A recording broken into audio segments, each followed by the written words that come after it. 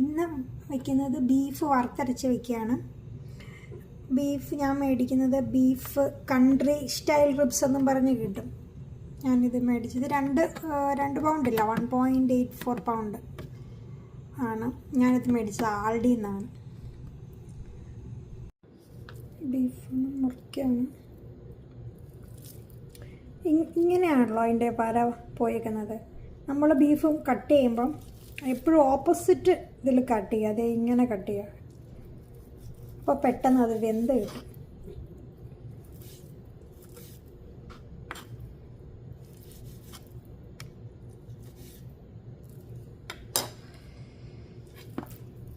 ഞാനിപ്പോൾ ഈ റിബ്സിന് നല്ല റിബ്സ് കൺട്രി സ്റ്റൈൽ റിബ്സിന് ഇച്ചിരി നെയ്യുണ്ട് കണ്ടോ, നെയ്യ് ഉള്ള നന്നായിട്ടുണ്ട്. അപ്പോൾ ഇത് നല്ല ടേസ്റ്റ് ആയിരിക്കും ഇത് കറി വെക്കുവാണെങ്കിൽ. ആദ്യം ഇങ്ങനെ ക്രോസ് കട്ട് ചെയ്യുക, എന്നിട്ട് പിന്നെ ഇങ്ങനെ കട്ട് ചെയ്യുക ചെറിയ കഷ്ണങ്ങളായിട്ട്. ഞാൻ കുക്കറിലല്ല വേവിക്കുന്നത്, നമ്മുടെ ഈ കാസ്റ്റ് അയണിൻ്റെ ഒരു പാത്രമുണ്ട്, അതിലാണ് വേവിക്കുന്നത്. ബീഫിലേക്ക് ആദ്യം 2-3 ഉലുവ ഇടും. അത് കഴിഞ്ഞിട്ട് 1 ടീസ്പൂൺ കടുക്. ഇത് കാസ്റ്റ് അയണിൻ്റെ പാത്രമാണ്. ഇതിനകത്താണ് നമ്മൾ ഈ ബീഫ് വേവിക്കുന്നത്. ഏകദേശം 1 മണിക്കൂർ കൊണ്ട് വെന്ത് കിട്ടും നന്നായിട്ട്. ഇതിന് ശേഷം കടുക് പൊട്ടിക്കഴിയുമ്പോഴത്തേക്കിന് ഇതിലേക്ക് ഇഞ്ചി, വെളുത്തുള്ളി, സവാള, കൊച്ചുള്ളി എടുക്കുന്നതാണ് കൂടുതൽ ടേസ്റ്റ്. എൻ്റെ കയ്യിൽ കൊച്ചുള്ളി ഇല്ല, അതുകൊണ്ട് ഞാൻ സവാള എടുത്തു. ഇതിലേക്ക് ഇടുക.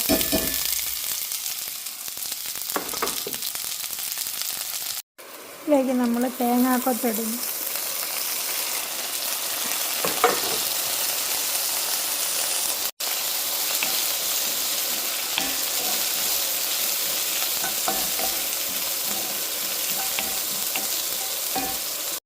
സോൾട്ട്. സ്പൈസസ് ആയിട്ട് എടുത്തിരിക്കുന്നത് 2 ടീസ്പൂൺ പെരുംജീരകം, വലിയ ജീരകം, 3 ഏലക്ക, 3-4 ഗ്രാമ്പു, കറുവാപ്പട്ട, പിന്നെ തക്കോലെന്ന് പറഞ്ഞിട്ട് അതിൻ്റെ 2 എതൾ തേങ്ങനത്തെ, പിന്നെ നമ്മുടെ ജാതിപത്രിയുടെ ഒരു ചെറിയ പീസ്. ഇപ്പം നമ്മൾ കാണിച്ച മസാല എല്ലാം കൂടെ ഒന്ന് ചതച്ചെടുക്കണം.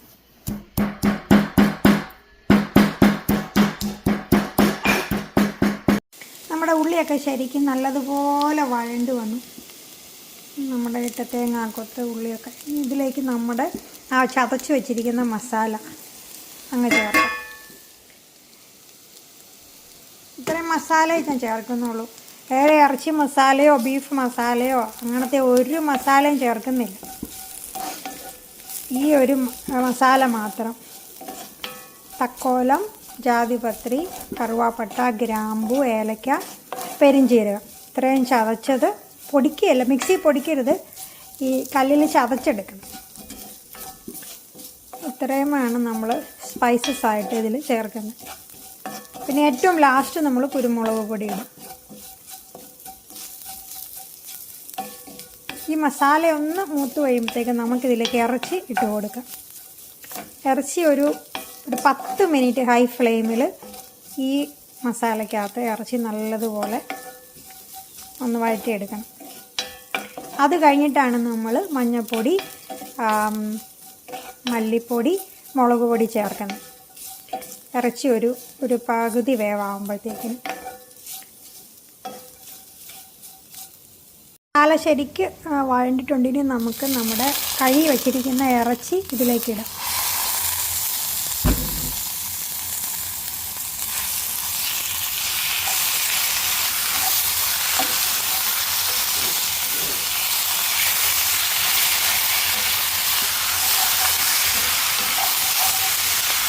ഹൈ ഫ്ലെയിമിലിടണം അന്നേരം.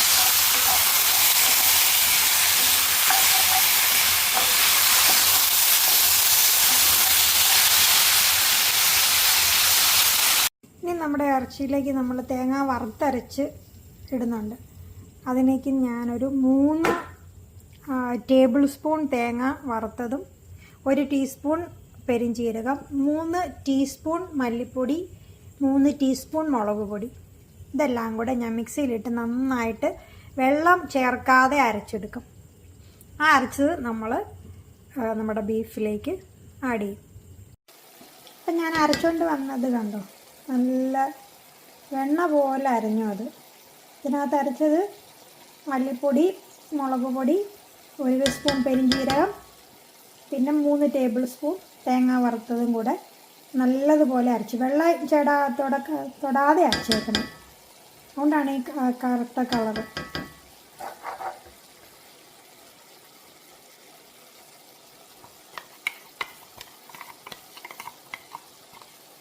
ഇനി അരയുന്നില്ല എന്ന് തോന്നിയാൽ നിങ്ങൾക്ക് വേണമെങ്കിൽ 1 ടീസ്പൂൺ എണ്ണ ഇതിലേക്ക് ഒഴിക്കാം. ഇപ്പം നമ്മുടെ ബീഫിൻ്റെ കളറ് കണ്ടോ, ഒരു 10 മിനിറ്റ് ആയി. കണ്ടോ ബീഫിൻ്റെ കളറ്. ഇതിലേക്ക് നമ്മൾ വറുത്ത് അരച്ച ആ കൂട്ട് ചേർത്ത് നന്നായിട്ട് ഇളക്കണം.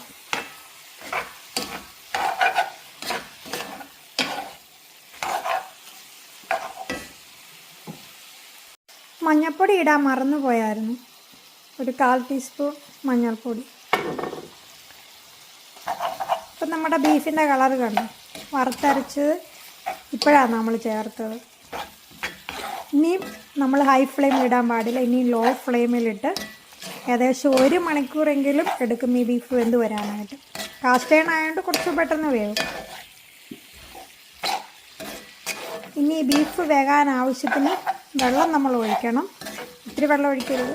ഞാനിപ്പോൾ ഏകദേശം 1 കപ്പ് വെള്ളമാണ് ഒഴിക്കാൻ പോകുന്നത്. എന്നിട്ട് വേണമെന്നുണ്ടെങ്കിൽ നമുക്ക് പിന്നെ ഒഴിക്കാം.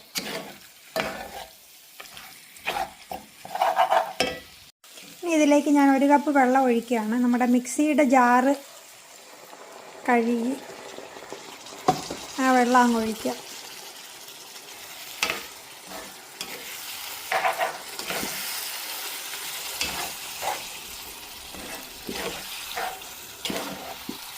ചൂട് വെള്ളം ഒഴിക്കാവുള്ളൂ കേട്ടോ, തണുത്ത വെള്ളം ഇതിനകത്തേക്ക് ഒഴിച്ചേക്കരുത്. ഇനി ഇത് മൂടി വെച്ച് ലോ ഫ്ലെയിമിൽ കിടന്ന് ഏകദേശം 1 മണിക്കൂർ വേകണം. ഇനി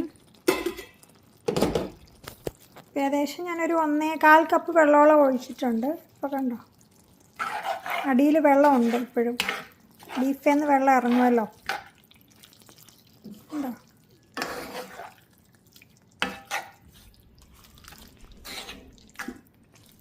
ഓക്കെ,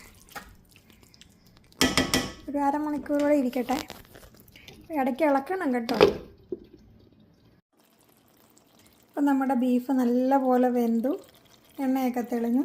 ഞാനിതിലേക്ക് 1 ടീസ്പൂൺ കുരുമുളക് പൊടിയും കൂടെ ഇപ്പോൾ ആഡ് ചെയ്തു.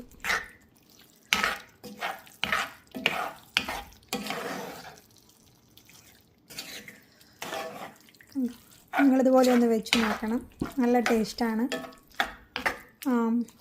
ബീഫ് വറുത്തരച്ച്. നിങ്ങൾക്ക് ഇച്ചിരിയും കൂടെ ചാറ് വേണമെങ്കിൽ ഇച്ചിരി കൂടെ വെള്ളം ആഡ് ചെയ്യാം. ഓർക്കണം, എപ്പോഴും തിളച്ച വെള്ളം ആഡ് ചെയ്യാവുള്ളൂ, പച്ചവെള്ളം എടുത്ത് ഒഴിച്ചേക്കരുത്.